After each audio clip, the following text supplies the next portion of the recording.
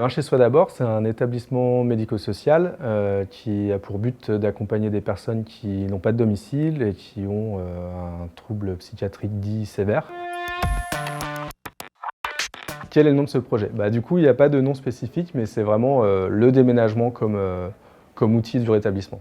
Donc on a des personnes qui peuvent avoir encore des symptômes importants, notamment dans la schizophrénie.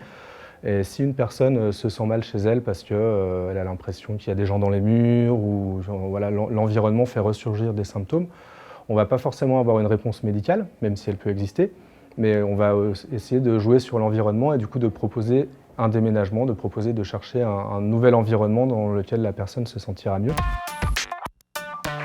Nous, on existe sur Lyon seulement depuis 2 ans et demi. On accompagne aujourd'hui 100 personnes. Du coup, là, on vient d'arriver à 100 personnes là, ce mois-ci. Donc, il y a eu une montée en charge progressive. Donc, on n'a encore pas beaucoup de recul sur des chiffres très généraux. Mais la majorité des personnes qu'on accompagne ont déjà déménagé depuis 1 an et demi, qui sont rentrées dans le dispositif. Et on ne limite pas le nombre, c'est-à-dire qu'il y a des personnes qui en sont à leur 4e logement en 2 ans et demi.